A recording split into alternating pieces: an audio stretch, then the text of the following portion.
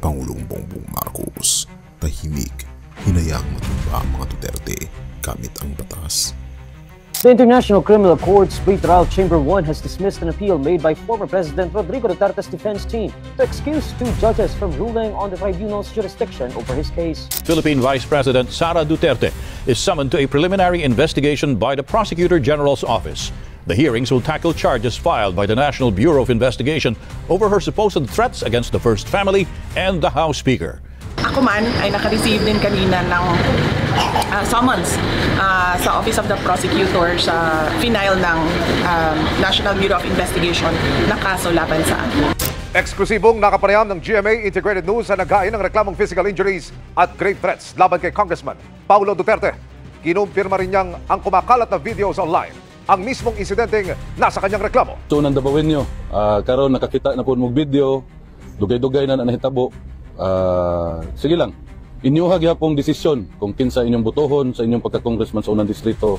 Di ko magbuot na unag file sa CIDG ang testimony, ang affidavit sa social media usa sa piskal. So di ko kara himo og statement ana kay wala pa mi kadawat og dokumento nga gipailan kog kaso. Medyo mahirap kaya pinag-isipan ko talaga na mabuti. Wala nakikipag-usap sa'yo na kasuhan mo? Wala. Itadrop ko yung kaso ng child trafficking? Wala.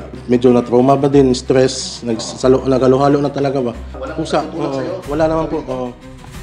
Ikaw lang ito? Ako lang po ito. Sa gitna ng mga maiinit na balita ukol sa mga kasong isinampa laban sa ilang miyembro ng pamilyang Duterte, isa pa dito ang dating Pangulong Rodrigo Duterte, gayon din si VP Sara Duterte at gayon din kay Pulong Duterte. Kapansin-pansin ang tila katahimikan ni Pangulong Ferdinand Bongbong Marcos Jr.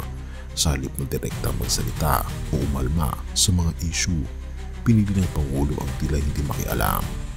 Isang estratehiya ba ito ng pagiging mahinaon o tahasang papapahintulot sa batas na gampanan ang tungkol nito kahit pa maapektuhan ay ang dating mga kalyado? Tahimik pero matalas. Hindi may kakaila na ang Marcos at Duterte ay minsang nagkasundo sa layunin na buuin ang tinaguriang Unity Team noong halalan ng 2022.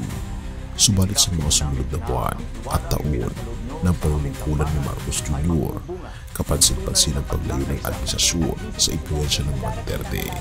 Lalo pa itong naging malinaw nang mabigyan ng mas malaking papel ang mga opisyal na hindi tuwirang konektado sa dating administrasyon ni Rodrigo Duterte.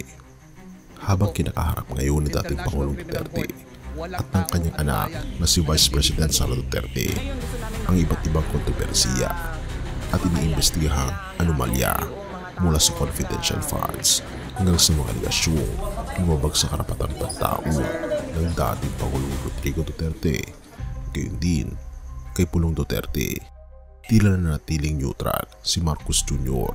Walang kumpirmasyon, walang pagtanggi at higit sa lahat, walang depensa. Bago natin ipagpatuloy kaibigan, siya nga pala ang Great Controversy na isa sa mga pinaka-kontrobersyal na libro dahil tumutukoy ito sa mga propesiya sa libro ng Daniel at Revelation na nagaganap na sa panahon natin ngayon. Bago ang pagdating ng ating Panginoong Diyos ay pinamimigay na namin ng libre sa pamamagitan ng PDF. At ito ay nasa limited lamang na panahon, kaya i-click mo sa description sa baba upang ma-avail mo kaibigan ang napaka-importanteng libro ito na magbubukas sa iyo sa mas maliwanag mong hinaharap. Purihin ang ating Panginoong Diyos at tayo magpatuloy. Batas ang umiiral. May nagsasabing ang pananahimik ng Pangulo ay isang pahiwatig. Hinahayaan niyang gumalaw ang mga institusyon ng batas nang walang pakikialam mula sa Malacanang. Sa ilalim ng sistemang demokratiko, ito ay may tuturing na ideal. Isang administrasyong hindi nangingialam sa kapangyarihan ng hudikatura at lehislatura.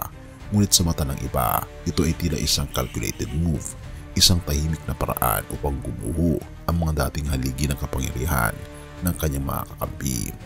Ang pagputok ng mga isyu laban sa mga Duterte ay hindi simpleng pagkakataon. Marami ang naniniwalang ang pagpapairal ng rule of law Sa pagkakataong ito ay bahagi ng mas malaking plano ng pagbawi ng kontrol sa gobyerno mula sa anino ng nakaraang rehimen.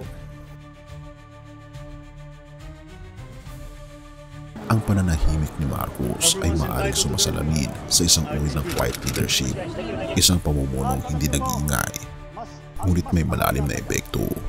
Sa halip ng direktang hamunin ang mga Duterte na maaaring lumikha ng hidwaan sa kanilang mga taga-suporta, pinili niyang hayaan ang batas ang tumapos sa kanilang kapangyarihan.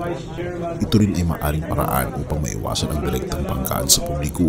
Mas madali para sa kanya na panatilihin ang imahe ng pagiging neutral habang pinapalakas ang kanyang sariling pamahalaan at sinasaayos ang mga alyado sa likod ng tabing.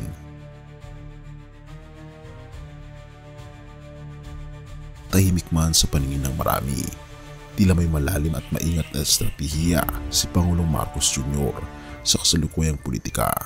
Kung ito man ay taktika ng pagpapalakas ng sarili sa pamamagitan ng pagpapahina sa mga dating kaalyado o tunay na pagpapatupad lamang ng prinsipyo ng batas at hustisya, ito ay isang kilos na malinaw na may epekto. Ang tanong ng marami, hanggang saan ang katahimikan ng ating Pangulo?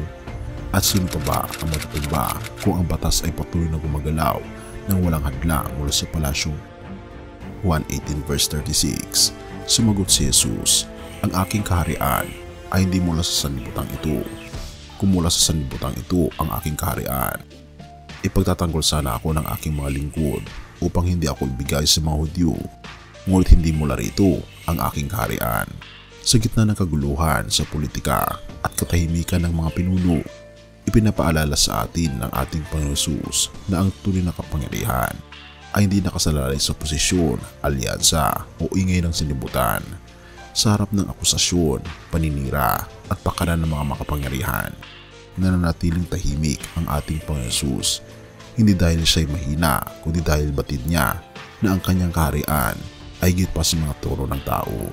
Sa parehong paraan, kaibigan, maaring nakikita natin ang katahimikan ng mga lider bilang taktika o kabiguan, ngunit bilang mga Kristiyano, paanyaya ito na tumingin hindi lamang sa kilos ng tao kundi sa kalooban ng ating Panginoon Diyos na siyang tunay na makapangyarihan sa lahat.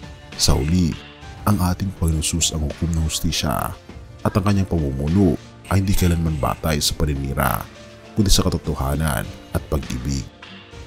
Kaya tanong para sa sarili, sa mga panahong hindi malinaw kung sino ang tama o mali, ang ating Panginoon Jesus ba ang sentro ng ating pananaw?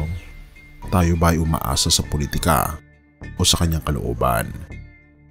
Have mercy, O God, at purihin ang ating Panginoon Diyos. Tayo manalangin.